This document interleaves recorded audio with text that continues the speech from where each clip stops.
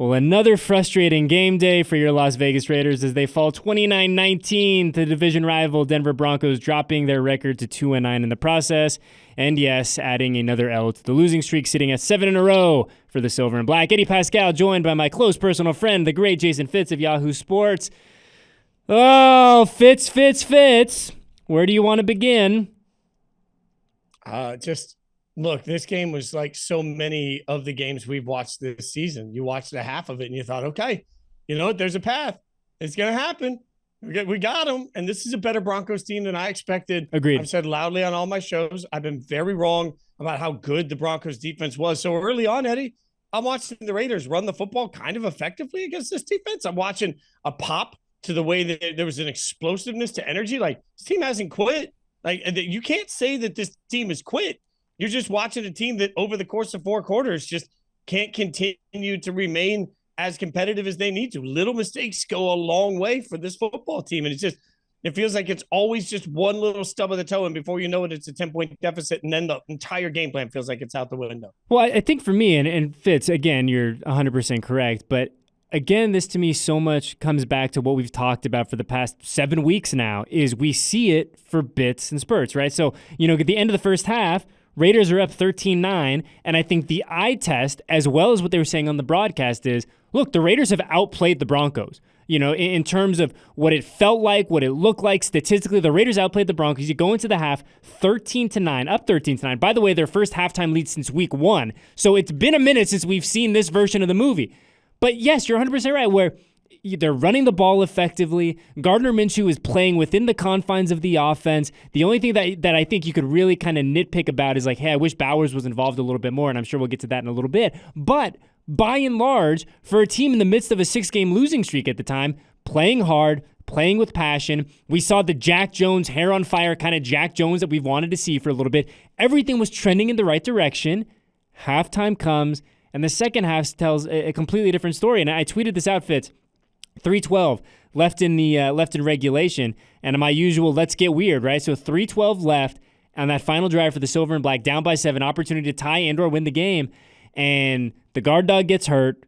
Desmond Ridder enters, and that is kind of where it ended this afternoon at Allegiant Stadium for the Raiders. So again, Fitz, I know that we've asked this question so many times. How do you do it for 60 minutes instead of just 30?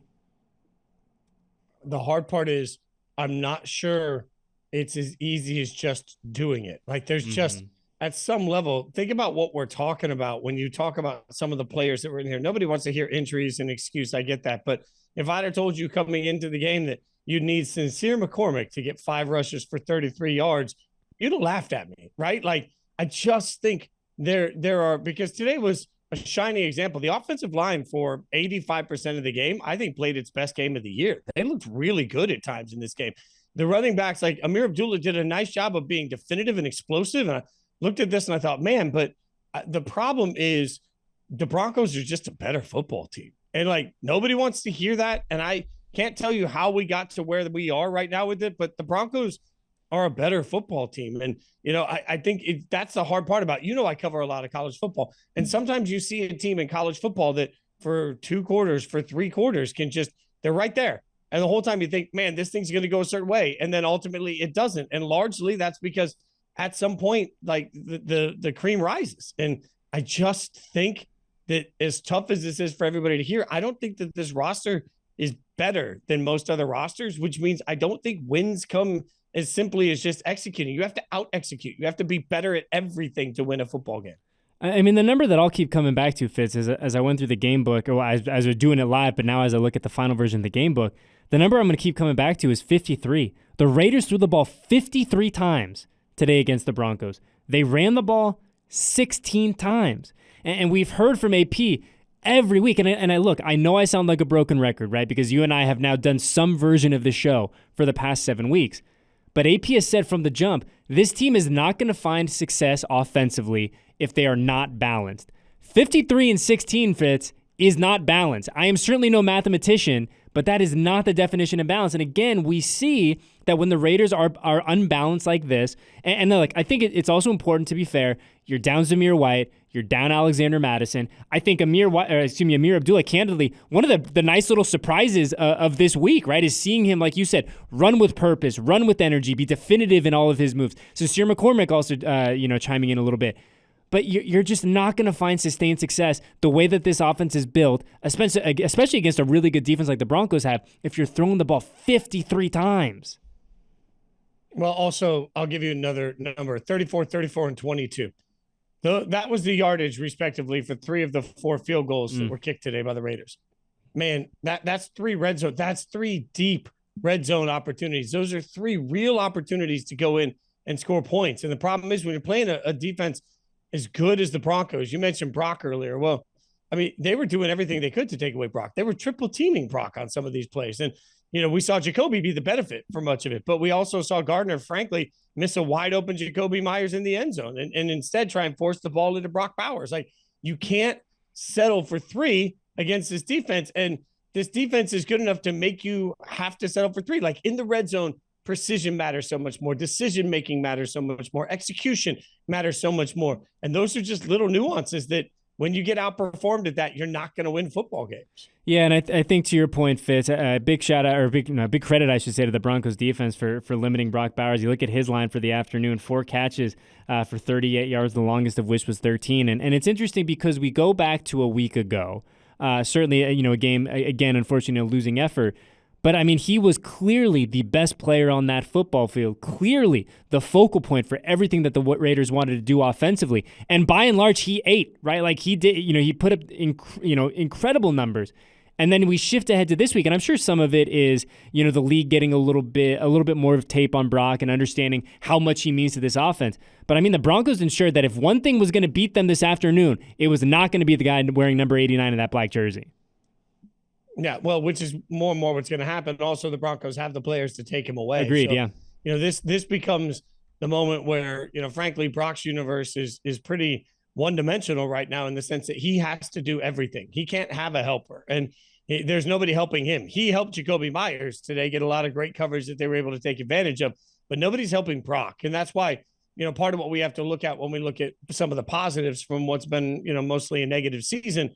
For Brock to do what he's done without any consistent help to take attention anywhere speaks to his greatness. But in a game like this, especially when you're talking about red zone targets, because everything is at a shallower depth, right? Like, so when you're looking at shallower depth, it's easier to keep everything in front of you. All of these, it's easier to attack the football from the defensive side of the ball. So all of these things mean that your quarterback's got to be really decisive and your scheme's got to find a way to get guys open. And there's not a lot of that. Like, you can only ask Brock to do so much in this game. The Broncos had a good game plan. They had the guys to execute the game plan. And if you're the Raiders, you don't have that second person in the red zone that you figured out how to get the ball to. And again, and lost in all of this, Fitz, unfortunately, and again, this will be something that we can kind of relish and enjoy and appreciate when the season comes to an end. But Brock Bowers sets your Raiders rookie reception record this afternoon, taking over from guess who on the list. So Brock was in number 1, now is number 1. He had 73 receptions. Who was number 2 on that list, Fitz? I mean, Todd Christensen? Good guess. Know. Good guess. And I'll give you one more. Think a little more recent, current times. Darren Waller? Another good guess. Amari Cooper with 72. So Coop held the record. Oh, okay. Yeah, so Coop held the record up until Mr. Bowers came to town. But again, it's one of those things where I think you're so right, where Brock now doesn't have the luxury of leaning on someone else. Because even, going back to bringing up Coop, Amari Cooper still had Michael Crabtree, right? Amari Cooper, I don't know if he was there with Jared Cook, but there was some overlap there. But he definitely had Crab, and so he had a robust running game with Latavius Murray too. So Coop as a young player had the benefit of having some of these guys to lean on, where Brock, as we sit here now, as we approach late November, just doesn't have that luxury. No, and it speaks to the heavy lift he has to do it, and it speaks to when we talk about where this all go wrong. There was a concept of what this offense was going to look like at the beginning of the year. And that concept was Zamir White steps up and becomes essentially Josh Jacobs, right? Like, we have no drop off there.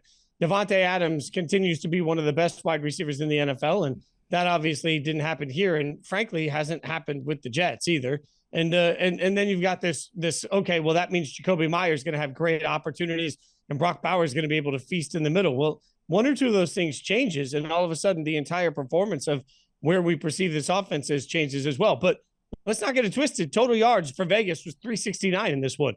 For Denver was 325. They got the yards to win. The turnovers, yet again, a killer in this. And just, man, it's never one big thing. When you're bad, but you're not bad in the way that's easily defined. Like, it's so easy to come in and say, and everybody does, well, we need to go out and get a quarterback. Okay, cool. Like, fine. I think that we'd all agree that quarterback is something the Raiders will look to address in the offseason. Okay, fine. But that doesn't change everything. That it just simply goes wrong for this team week in and week out. Like, it's the little things. It's never one player. It's 53. And until all 53 are executing in just the absolute perfect way, I don't know that there's just an ability to easily fix that. Yeah, and you're right. You're right. It is, I think, and you and I have had this conversation before on different episodes of the show, where it is really easy to highlight the one thing that makes it better. Like, the defense played bad. The defense plays better. It's a different game. The quarterback play. They can't run the ball. But now we're at a point where, as the Raiders sit here at 2-9, Fitz, it does become a lot harder to kind of zero in on what that issue is. It becomes a lot harder to zero in on what's the fix, what's the magic wand fix, right? We talk about all the time. When you're a little kid, you can wave the magic wand and you can change one thing. Well, if you're waving the magic wand as a Raider fan now, it really does become a lot harder to kind of identify what that thing is that you want to see be better going forward. And yes, the quarterback play is something that will have to be addressed. Yes, you're going to have to spark the running game. I mean, me and one of our production guys were talking about this during the game. We finished the game with 69 rushing yards, Fitz. 69 rushing yards.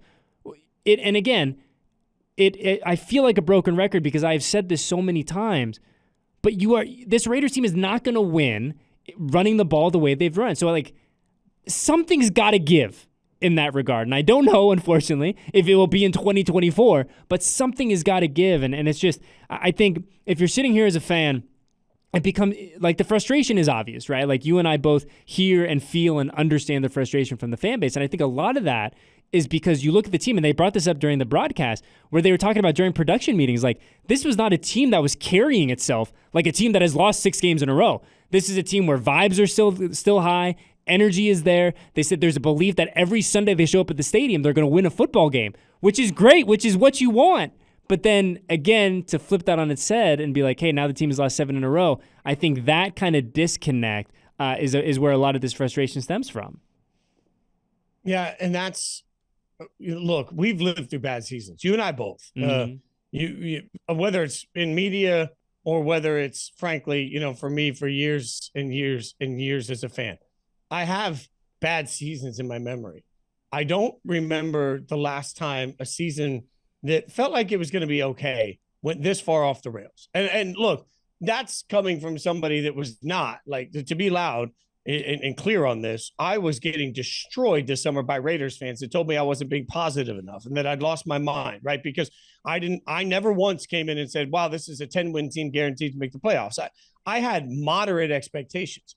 When you have moderate expectations, but the team suddenly just can't win a game, that's, I think, what's jarring for so many fans. There have been seasons where you come in and you start the year and say, well, it's a rebuild. It's a rebuild. This didn't feel like that coming into the year. This felt like it was going to be a season of frustration at times, a season where maybe there were quarterback issues at times, but the rest of the roster, 6 months ago, we really felt solid about where a lot of this roster was. And now, whether it's because of injury, whether it's because of just the way the season has gone, whether it's because people have taken a step backward, whatever the reason might be, I mean, let's face the reality for a second, Eddie. Like, we just lost to the Broncos, who have Sean Payton and Bo Nix, and not much else. That's not a great, talented team on the offensive side of the ball particularly, but they're winning a bunch of football games. We're in the same division as the Chargers and Justin Herbert, who have terrible weapons offensively. Like, there's just not much there, right? But they're winning a bunch of football games. And we're in the same division as Andy Reid and Patrick Mahomes, who arguably have one of the most frustrating offenses to watch from a great team we've ever seen in our lives. But all they do is win every single week. So this is all compounded. Like, we're watching it as fans saying, well, there might be deficiencies, but everybody else has deficiencies and they're winning games through it. So I think that what's jarring about this isn't just that the Raiders have lost a bunch of games in a row. And it's not even just that we didn't expect that. It's that all of this is happening at the same time. And you just throw up your hands and you say, so now what? And now what doesn't have an easy answer. Yeah, and unfortunately, you are correct, sir. Where there is no easy answer to kind of heal the ailments of your 2-9 Las Vegas Raiders. Just flipping over to what we saw from the Broncos, and you brought it up briefly. Bo Nix goes 25 of 42, 273, 2 touchdowns, quarterback rating of just under 95. And there were moments, Fitz, and look, there were moments where Bo Nix looked like a rookie quarterback, but there were some moments where you go, okay, I see the idea, I see the vision, I see the potential of what possibly could be for the Broncos offense down the road, and give them credit, man, because the number that we come back to every week is that INT number. Raiders had 1 this week, Bo Nix had 0. Yeah, and Sean Payton has done a beautiful job. I think there are 2 particular examples, and this is something I think Raiders fans need to just absorb in our minds for next year, depending on what happens. A lot of football left to play. But what have we seen? 2 quarterbacks that seemed to do really well. Jaden Daniels, took him a minute while they sort of opened up the offense. In fact, if you look back at the advanced analytics on Jaden Daniels in the first month of the season, it was sort of a joke that they weren't letting him throw past the line of scrimmage, right? And Cliff Kingsbury's plan was every week just open a little bit more of the offense. Now, some of that may have caught up, and Jaden's taken a little step back. But part of the reason he's been rookie of the year caliber at quarterback is because it's been slow and steady with an understanding we'll just give him a little bit to digest every week. That's not what they did with Caleb Williams, who's been more bad than good through much of this season, frustrating to Bears fans. What did they do with Bo Nix? Sean Payton, week in and week out, has given just a little bit more of the offense to a guy that played a lot of college football, to a guy that was a grown-ass man in college. I interviewed him last year talking about Oregon and asked which campus he liked better. And he said, I don't know. I've never even stepped on the Oregon campus. Like, he went into Oregon and he basically said, hey, I am going to be a professional quarterback here. And because of his class schedule, he was allowed the opportunity to do that. He has been a professional quarterback for a lot of years. What do we see now? Like, the game's already slowing down for him. I didn't think Bo Nix was a great draft pick. I'm not sure he's going to be an epic, oh my God, quarterback. But man, Sean Payton's got him humming. Sean Payton's reducing mistakes, and Sean Payton is making sure he sees the field really well. We can all learn from this and say, hey, if we draft a quarterback as an organization, the most important thing isn't that quarterback's good week 1, 2, 3, 4, and 5. The most important thing is that quarterback gets better week 1, 2, 3, 4, and 5. Bo Nix, living, eating, breathing example of how good a quarterback can get if you're willing to slow the expectations and just do things your own way. I will just add on to that, since Mr. Nix cannot confirm, beautiful campus in Eugene, by the way. Beautiful. Even if Bo didn't, it is beautiful. Yeah, it is even beautiful. Even if Bo didn't go check it out. But we talk about some of those young players, Fitz, and one guy, and I was joking with, and I'm sure he won't mind me telling this story. But so Eric Allen and JT do a little pregame segment on field level before the game, and essentially their keys to the game, or who to keep an eye on. And I was talking with one of our mutual friends up in the press box when EA did his, and his was Tyree Wilson, and I kind of just went, okay, interesting pick, EA. And then I told EA when we got back here to the facility, I said, EA, I was giving you a hard time for the pick, but I said, that's why you're a semifinalist for the Hall of Fame, and I am not. And he laughed. But I mean, on a serious note, I mean, Tyree Wilson, his best game as a member of the Raiders today, I don't think that's really up for debate. He finishes with 1 sack, 2 tackles for loss, and another quarterback hit. And really, and look, we talk about the progress, and we talk about the expectation attached to Tyree, and there's nothing you can do about what's happened up to this point. But I think today we can acknowledge Tyree played a really good, really effective, really polished game of football. Yeah, and looked explosive. Yeah. Look, what have we talked about for a long time? We've talked about that get off on the snap, right? And that's something that just has to be worked on and worked on and worked on. And I think I had somebody that covers the draft well, and I asked him a long time, much earlier in this year, I asked him, hey, what went wrong with Tyree Wilson? And he said, I think sometimes we undervalue how much a foot injury can mean to a defensive lineman. And he said, the fact is, sometimes you come out of a foot injury and you're never the same. Sometimes it takes a long time to get the same. Sometimes you have to change the way you do absolutely everything. And I think it's a bit of a human element to that. And what we saw today was disruptive. What we saw today was power combined with speed, and just absolutely, the Broncos line had no answer for him. I thought it was his best game as a pro by far. And if you see that, and these are the little takeaways. Watching individuals step up and have, you mentioned Jack Jones came out with sort of the swagger of the gods. Like, don't we need to see more of that? Like, if we're not going to see wins, and at this point, who knows? The one thing that you can bank on is everybody in that room working hard to be their best, to put a game on film that they can put their name to. And I thought Tyree did a really good job of that. Like, the best case scenario for Raiders fans everywhere, myself included, is that Tyree goes on the same run through the last portion of this season that Malcolm Kuntz won on last year. A Kuntzian run. We're saying, wait. Yeah, I mean, and then we're saying, hey, let's get Kuntz back in the building. Let's keep Tyree growing this way, and all of a sudden we'll feel much better about it. Yeah, and I felt I had one of those few moments, Fitz, today where I felt smart. I felt like I was looking in my crystal ball. I was leaning over. I said, man, I feel like Trayvon's been around the football a lot. And then what happens the next play? Pass breakup. I said, yep, there we go, Trey. So again, look, sitting at 2-9, I think we're all trying to find some sort of shred of positivity, something to feel good about as we get ready for that Black Friday game against the Chiefs. But I think to your point, the individual progress, I mean, again, to zoom out in a major way, DeCamerion Richardson starts the football game today, right? DCam leads the team in tackles. We see more of Darnay Holmes. Tyree's coming on. Again, I will keep bringing this up, that you have a rookie center now in JPJ. Like, there's Brock Bowers is on this incredible historic pace. So again, while the overall result might not be there, and again, unfortunately was not there today for the Las Vegas Raiders, I think finding some of these kind of these diamonds in the rough type moments will be really good and just help us keep our sanity a little bit, Fitz, as we carry on through the holidays. And I had to bring this up. And we talked about Brock and his greatness getting lost in the shuffle today. What else is going to get lost in the shuffle, Fitz? Is my guy Zay is laughing at me because he knows it's coming. The Raiders specialists were outstanding this afternoon. The cash money man, Daniel Carlson, perfect yet again. A.J. Cole with the first fake punt in about 14 years, a completion. Oh, I mean, and all kidding aside, A.J.'s ability to flip the field in a game that really was a field possession game for a lot of the game. I mean, both him and Carlson, shout out my guy Bobenmeyer too, incredible, 10 out of 10. And it's going to get lost in this game. I completely understand that, but they were great. I love the aggressiveness. Dude, I'm going to be honest. 1,000%. I had walked away to get myself some more coffee. I had walked away from the TV when they were punting. And all of a sudden I hear this roar and I'm thinking, what in the hell happened? And I turn around, stunned, shock, awe, a fake punt. Like, look, I love the aggressiveness in this situation. I think the message it sends is, hey, we're going to fight and we're going to fight all the way through. Also, like it says, we're not just mailing it in. Like, I loved all of that. I thought that was absolutely incredible. And there is some look. It's specialist. I get it. Everybody's going to tell me to calm down.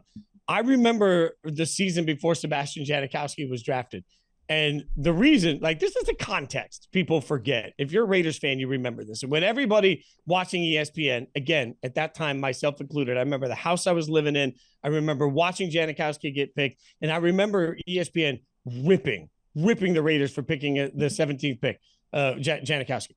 And at the time, I laughed and I thought, man, did they not watch any of the games last year? Because the year before, the Raiders had lost several games. They just missed the playoffs, and they lost several games where their kicker couldn't make a field goal. And I looked around and I thought, oh, let's finish that problem. Like, that's fixed. As much as people have joked about that for years, man, we've been pretty lucky as an organization to go through generations where, for the most part, there have been reliable kickers, reliable punters that can do exactly what you just mentioned. Like, it is not something we should take for granted when this is a team that, frankly, has some things that they need to address. The fact that you don't have to address kicker and punter, I mean, Washington would sure love to have a kicker they could trust to make an extra point right now. Yeah, my one scalding take that I get flamed on every time I bring it up, but I will not stop preaching this. I firmly, Jason Fitz, in my heart of hearts, believe that if Sebastian Janikowski had won a Super Bowl, he would be headed to Canton and he would be a Hall of Famer. But I digress. I don't want to get worked up on a Sunday evening. I am going to ask you this, though, Fitz. A.J. Cole, first punter to complete a pass since who?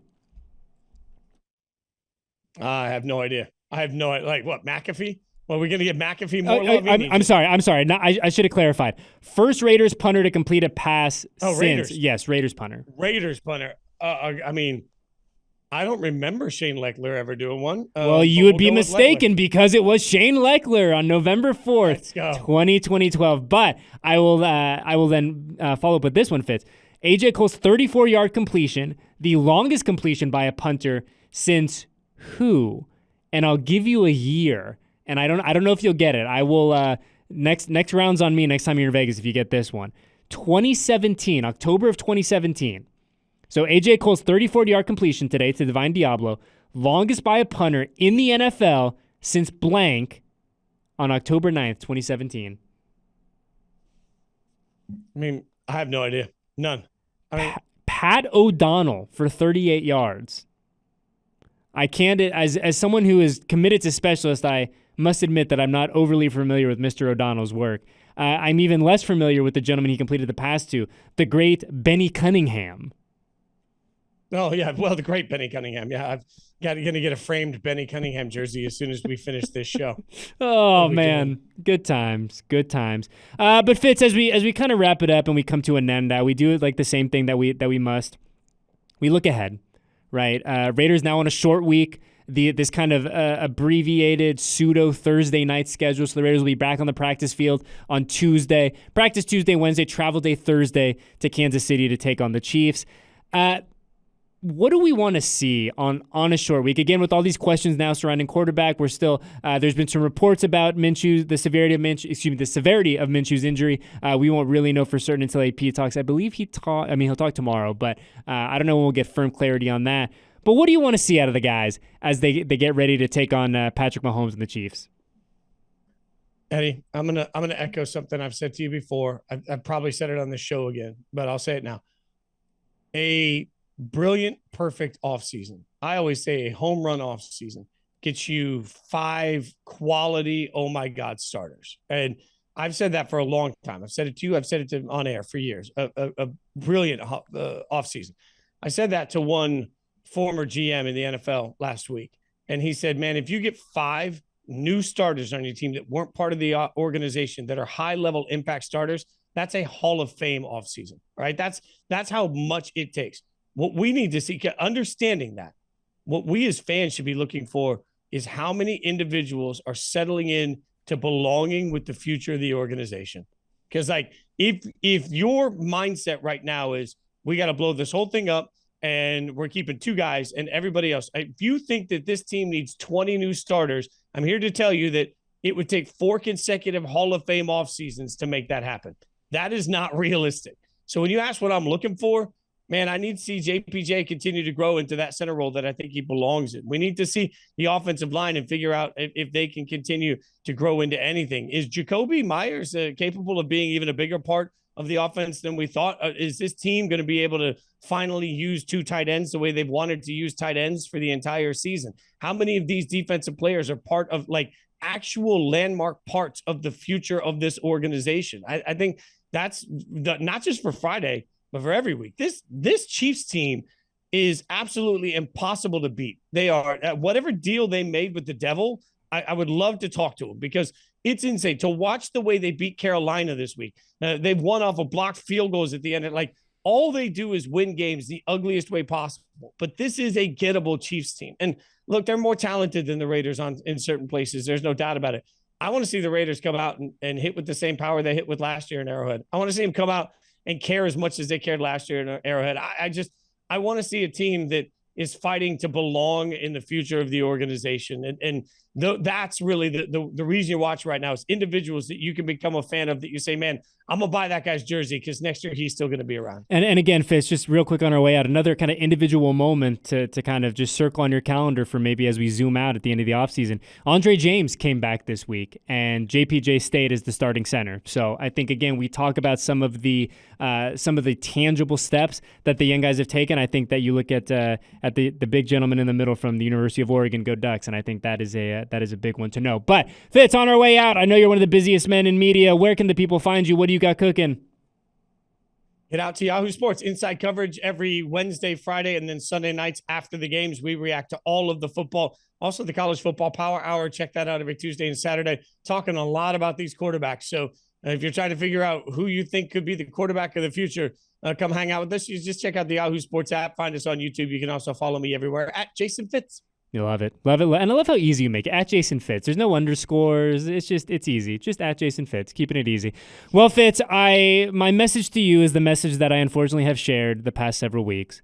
We're going to have you on during a win. I believe that in my heart. I am not giving up. Sure. I am not giving up that dream. we're going to get you on to talk about a win. And when we do it, it'll be electric. It'll be phenomenal. And I cannot wait for it. Unfortunately, that day is not today as the Las Vegas Raiders fall to the Broncos 29-19. But we look ahead to Black Friday. Fitz, by the way, happy Thanksgiving, man. I feel like it sneaks up on me every year, but happy Thanksgiving to you and yours. We have much to be thankful for, and I'm thankful that you hang out with us every other week when the schedule allows and we get to talk about ball. So best of luck to you. Enjoy the holiday. I'll see you soon, all right? Gobble, gobble, brother. Thank you.